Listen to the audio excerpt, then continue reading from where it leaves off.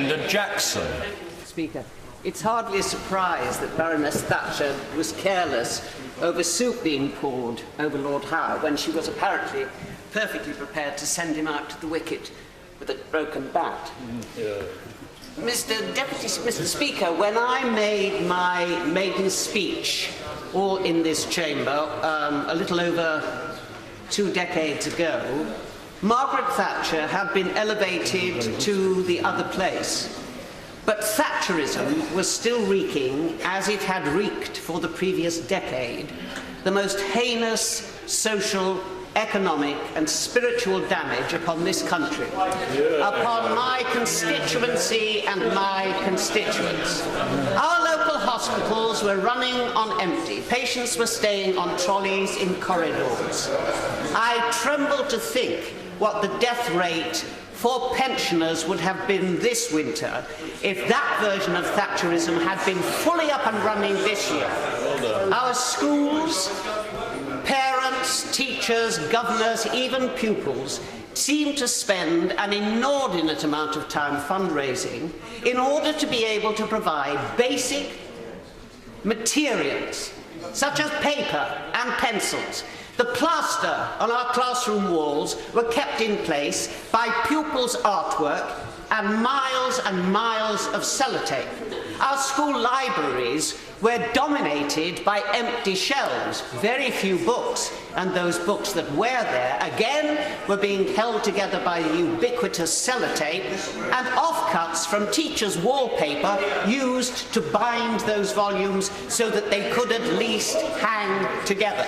But by far, the most dramatic and heinous demonstration of Thatcherism was certainly not only in London, but across the whole country in metropolitan areas, where every single shop doorway, every single night, became the bedroom, the living room, the bathroom for the homeless.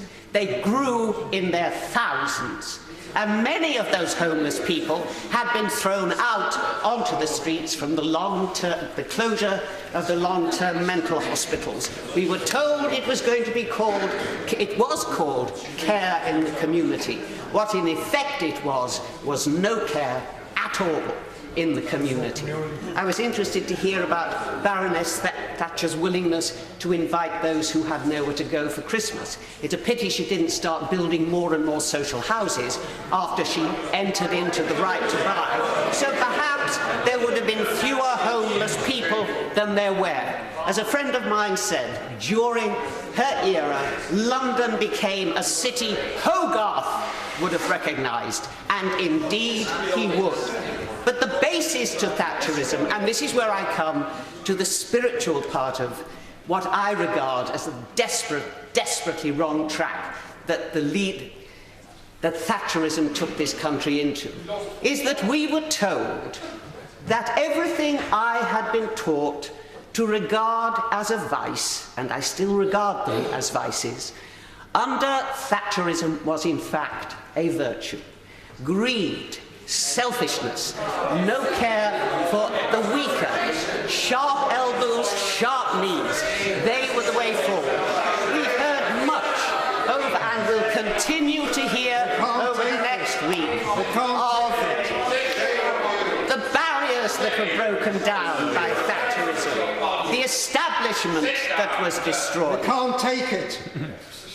What we actually saw, the word that has been circling around with stars around it, is that she created an aspirational society.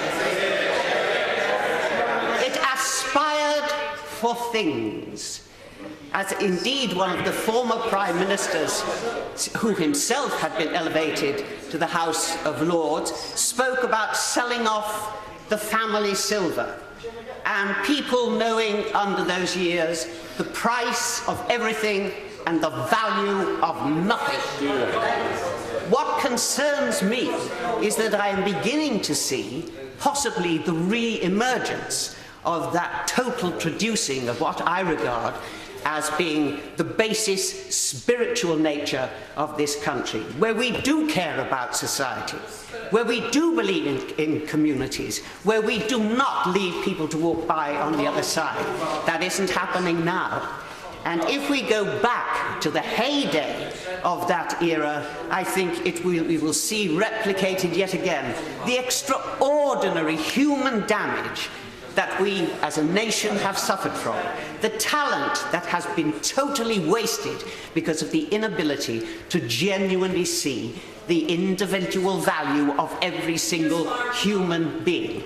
My honourable friend from Hackney referred to the fact that although she had differed with Lady Thatcher in her policies, she felt duty-bound to come to pay tribute to the first woman Prime Minister this country had produced.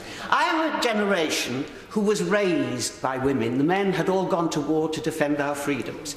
They didn't just run a government, they ran a country.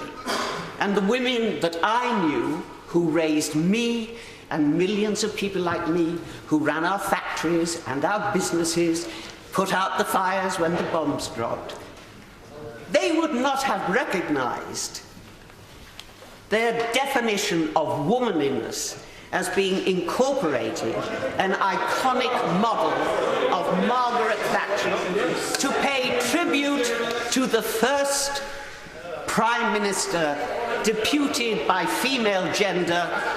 Okay, but a woman not on my terms.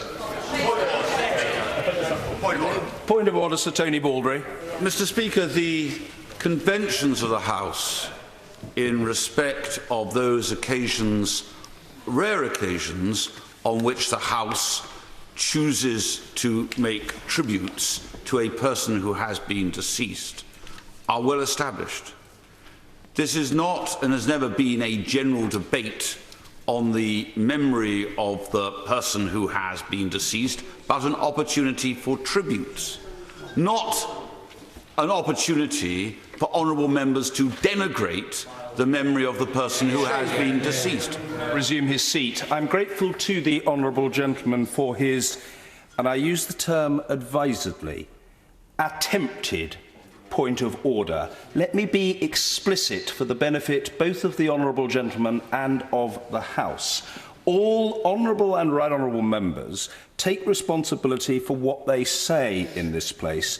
The responsibility of the chair is to ensure that nothing unparliamentary occurs. Let me assure the honourable gentleman, for the avoidance of doubt, nothing unparliamentary has occurred. We are debating a motion that says that this House has considered the matter of tributes to the Baroness Thatcher. That is what we are doing, and nothing has got in